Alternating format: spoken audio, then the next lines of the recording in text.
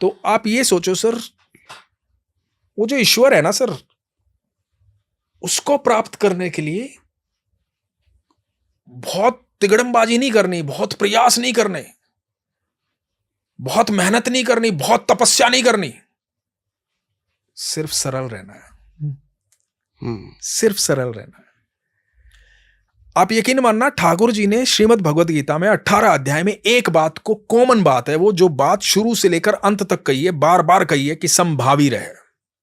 संभावी, हाँ, एक जैसा भाव, एक भाव में, सुख और दुख के लिए समान भाव में, सब जीवों के लिए समान भाव में। तुझे ब्राह्मण और चंडाल में जब फर्क महसूस ना होना, तब समझना तू मेरा हो गया है।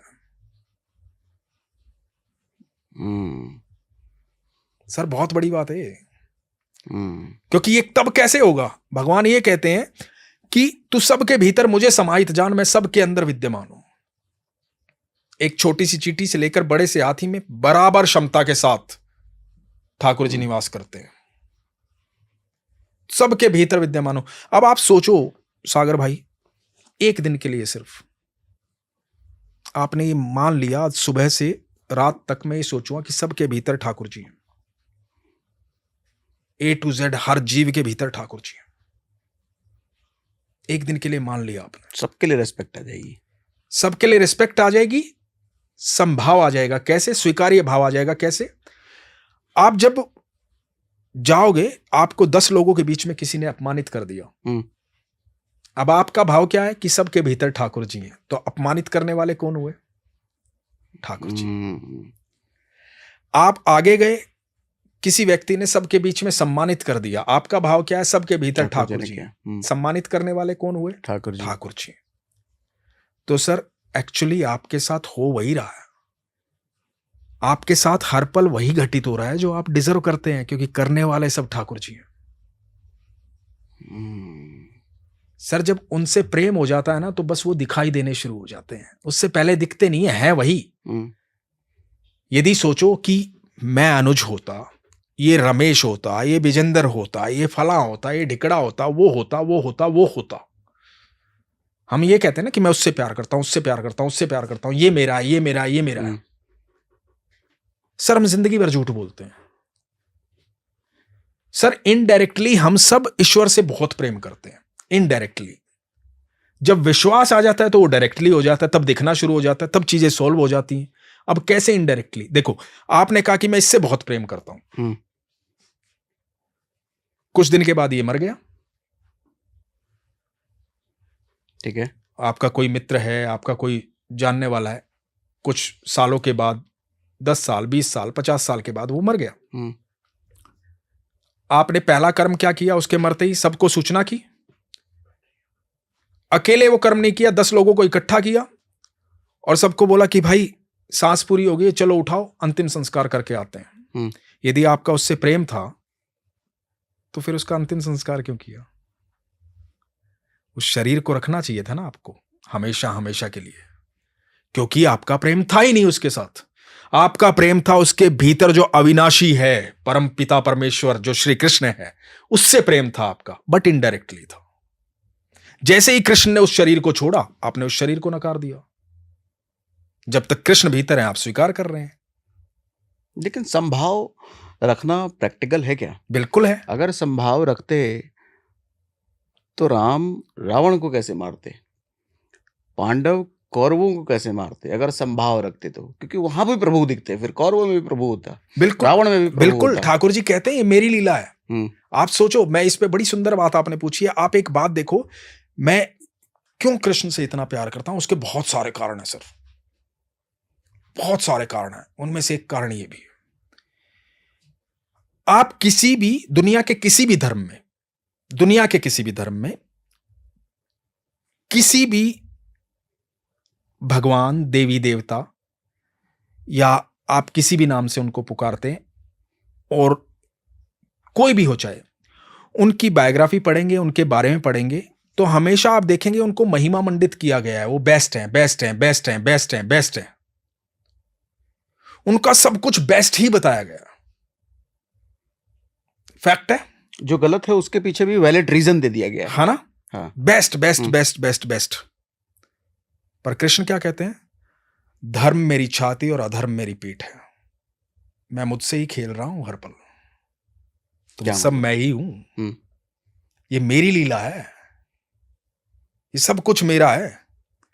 तो मेरे लिए सब संभावी है। एक समय तुम हो, एक समय तुम नहीं हो। एक समय तुम हो, एक समय तुम नहीं हो। भगवान ने ऐसी अद्भुत लीला ये रची है यहां पर, जो एक जीव के लिए, आप सोचो, एक जीव के लिए हम कहते हैं मोक्ष। एक बड़ा सिंपल क्वेश्चन है, मोक्ष के बारे में आप बचपन से सुनते आए होंगे, मोक्ष मोक्ष मोक्ष। हाँ। मोक्ष को एक लाइन में डिफाइन कीजिए, मोक्ष क्या होता है? नहीं, मुझे आज तक समझ नहीं आया। कुछ सुना हो किसी से? मोक्ष मतलब जो मर के अमर हो गया, प्रभु की शरण में चला गया, उसको कैसे मोक्ष मिल मिलता है गया। मोक्ष? उसका कुछ फॉर्मूला सुना है? मरने के बाद जो प्रभु के पास चले जाए। है ना? हाँ एक बात और सुनी होगी, जब इच्छाओं की समाप्ति हो जाती है तो मोक्ष मिल जाता है। हाँ, ये भी सुना है ना? हाँ। ठाकुर जी क्या कहते हैं? मोक्ष के लिए मरने की आवश्यकता नहीं है, मोक्ष के लिए जीने की आवश्यकता है। जीते जी मोक्ष मिलेगा। कैसे? जब आप संभावी हो जाएंगे। भगवान कहते हैं कि तू सारे कर्म मुझे समर्पित कर। भगवान तो संभावी है। वहां ना अर्जुन युद्ध कर रहा है, ना दुर्योधन युद्ध कर रहा है। जो कर रहे हैं भगवान ही कर रहे हैं। तो अर्जुन को क्या बोला कि तू अपने सारे कर्म मुझे समर्पित कर, करने वाला मैं हूं। और ये जिनको तुझे लग रहा है ना कि ये जिंदा खड़े, इन सबको मैं मार चुका हूं पहले ही। तुझे जीत का श्रेय देना चाहता हूं इस संसार में, तो ये श्रेय स्वीकार कर तू मेरा, क्योंकि तुझसे बेहद प्रेम करता हूं। तेरे जैसा सरल भक्त नहीं देखा मैंने। तेरी सरलता से प्रभावित हूं मैं। ठीक है? तो इधर भगवान क्या कहते हैं? तू अपने सारे कर्म मुझे समर्पित कर। जब आपने भगवान को सारे कर्म समर्पित कर दिए, आप जो भी कर रहे हैं आपने भगवान को समर्पित कर दिया। जब कर्म समर्पित हो गया तो फल की आपको चिंता रहेगी नहीं कि फल अच्छा आएगा, बुरा आएगा, कैसा आएगा। आपको फल से वास्ता ही नहीं है, क्योंकि कर्म ही भगवान का हो गया। अब जो भी फल आएगा वो भी भगवान का, अच्छा या बुरा है। आप तो सिर्फ खड़े हो और निमित्त मात्र बने हुए हो हर चीज के लिए, है ना? तो आपको ना सुख होगा ना दुख होगा। संभाव आ गया, सबके लिए संभाव आ गया। तो जो घटित हो रहा है आप उसमें आनंद में हो, है ना? जब दुख और सुख की चाहत ही नहीं है, कोई इच्छा ही नहीं है, तो आप आनंद में हो, संपूर्ण आनंद में हो। जब संपूर्ण आनंद प्राप्त हो गया तो हो गया मोक्ष, जीते जी। हो गई इच्छाओं की समाप्ति, हो गया संभाव। भगवान तो ये कह रहे हैं कि आपको जीते जी मोक्ष मिलना चाहिए। मरने की बात की क्यों चिंता कर रहे हो? उसकी क्या तैयारी करो? मैं तो जीते जी आनंद देना चाहता हूं तुम्हें। तो संभाव ये है सर, कि आप एक बार ये प्रैक्टिस करके तो देखो। धीरे धीरे बड़े बड़े महात्मा, बड़े बड़े ऋषि मुनि इसी चीज की तो प्रैक्टिस करते हैं। आपने कभी देखा होगा, जैसे आपने आजकल काफी लोग देख रहे हैं, और क्योंकि अभी लोगों को समझ में आने लगा पिछले कुछ सालों से बहुत सारी चीजें, बहुत सारे शब्द, बहुत सारी लीलाएं। तो आपने कभी देखा है जो महाराज जी हैं, प्रेमानंद महाराज जी, तो श्री प्रेमानंद महाराज जी के पास जब भी कोई संत आते हैं तो सामने वाले संत भी नतमस्तक होते हैं और महाराज जी भी नतमस्तक होते हैं। हाँ, कभी नोटिस किया है? वहां पर यह नहीं है कि ये संत मुझसे बड़े हैं और ये मुझसे बड़े हैं।